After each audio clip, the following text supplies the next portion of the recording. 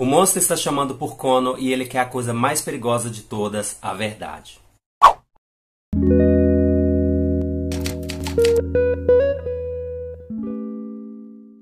Olá pessoal, sejam bem-vindos a mais um vídeo aqui deste canal. Eu sou Wagner e hoje nós iremos falar sobre 7 minutos depois da meia-noite, do autor americano Patrick Ness. Mas antes, eu já vou logo lembrando, se você gostar deste conteúdo, deixa aí o seu gostei, se inscreve no canal se não é inscrito e bora lá pra gente conversar um pouquinho aqui dessa grande obra de arte. Patrick Ness é um autor aclamado pela crítica americana. Ele já publicou diversas obras, todos eles sendo dignos de premiação. Ele é conhecido por publicar diversas obras de ficção voltadas para criança. E esse aqui é um dos seus títulos que foi traduzido no Brasil, recebendo o nome 7 minutos depois da meia-noite, que por sinal também ganhou adaptação, está na Netflix. Você também vai encontrar esse livro com o título A Chamada do Monstro, que por sinal é o mesmo título do filme.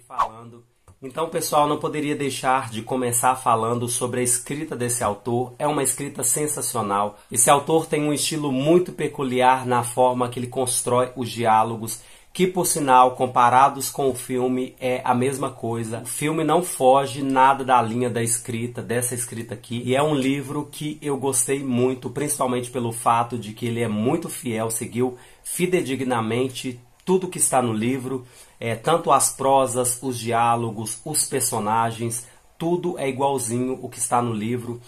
Se você ainda não assistiu esse filme, depois procura lá na Netflix, 7 minutos depois da meia-noite. Eu tenho certeza que você vai se amarrar nesse filme, nessa ficção que é surpreendente. Apesar do autor ter um estilo voltado para narrativas com protagonistas crianças, esse livro não é um livro para garotinho dormir, se é que eu posso dizer assim.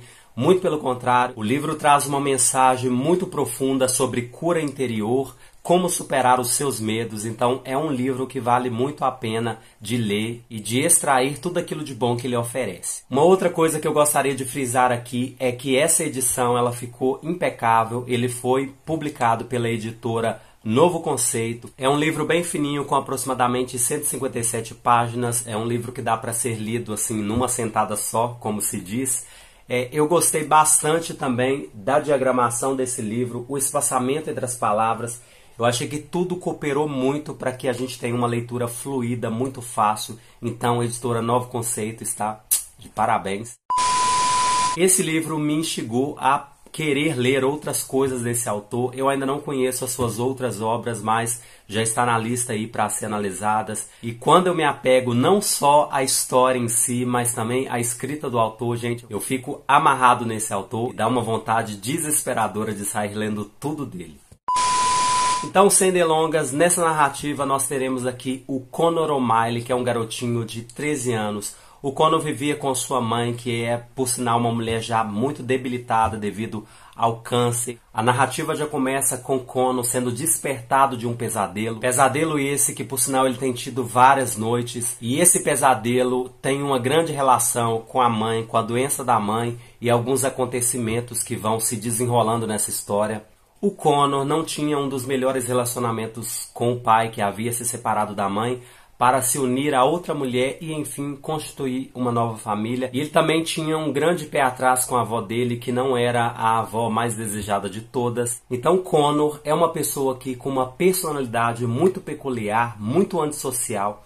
Ele não conseguia se interagir muito bem ali na escola com seus colegas de classe, principalmente por 3 deles serem um dos seus piores perseguidores. Fazia com que Connor se isolava cada vez mais e vivia ali imergido no campo da sua imaginação, que é onde que aparece aqui o monstro na história.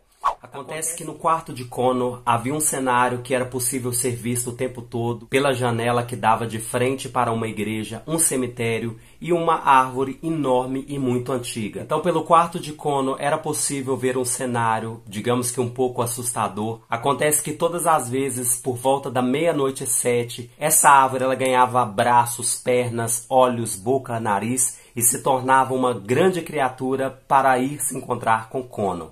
E através da ficção, algo que eu acho assim incrível de comparar, é por isso que é interessante ler o livro e também assistir o filme, porque através da arte visual ali nós iremos entender que tudo isso, esse campo fictício, esse campo fantástico, não passava de uma imaginação do garoto que, de certa forma, projetava essa árvore, projetava esse monstro, e esse monstro vinha encontrar com Kono todas as noites, propondo-lhe contar 3 histórias, e após esse monstro contar essas 3 histórias, ele iria reivindicar do garoto uma 4ª história, e nessa 4ª história estaria a verdade. Essa árvore que se personifica nesse monstro é conhecida como Árvore de Deixo. É uma árvore muito aclamada pela mãe do garoto, que é a mulher que está debilitada pelo câncer aqui, principalmente por essa árvore ser conhecida como Árvore de Teixo, ou seja, era uma árvore que tinha propriedades medicinais, ela poderia curar determinadas doenças, assim como o câncer.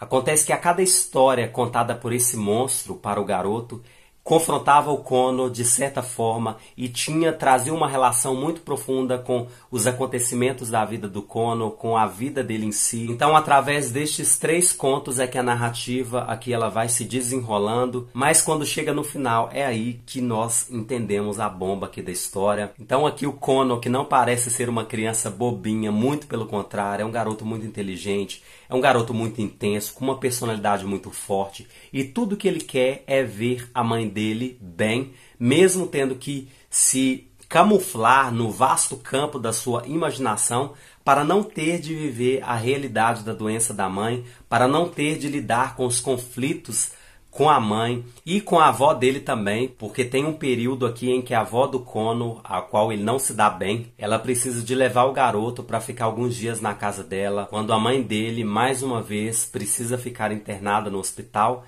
E aí Kono vai ter que lidar com toda essa situação, vai ter que lidar com todos esses acontecimentos, com a doença da mãe que vai ficando cada vez pior, com a ausência do pai dele, em que poucas vezes ele se encontra e mesmo assim os seus encontros não são dos melhores. E agora, para piorar tudo, a avó dele, que é uma mulher que ao ver dele é uma mulher pacata, sem graça, e que ele vai ter um desafio muito grande aí pela frente. Então, pessoal, isso é tudo que eu poderia dizer aqui dessa história, sem deixar vazar nenhum spoiler, para que você, leitor, possa ler essa história e mergulhar de cabeça. Se você gosta de ficção, de um drama muito intenso, de uma história que traz uma mensagem muito real, uma mensagem de cura, uma mensagem de libertação dos seus medos e das mentiras às quais nós estamos rodeados, tão intensas que até mesmo parecem ser verdades. Então, você está mesmo disposto a saber qual é a verdade? E apesar da doença da mãe, será que era realmente ela quem precisava de cura? Não deixe de conferir 7 minutos depois da meia-noite. Então, pessoal, é isso. Eu vou ficando por aqui. Muito obrigado por ter me assistido até o final desse vídeo. Se você já leu esse livro, deixe aí nos comentários, ou se porventura você já assistiu ao filme, comente aí também. Me segue lá no Instagram, onde eu posto as capas dos livros que eu estou lendo atualmente. Eu sempre tiro foto e coloco lá. Então vou ficando por aqui. Um grande abraço e até a próxima.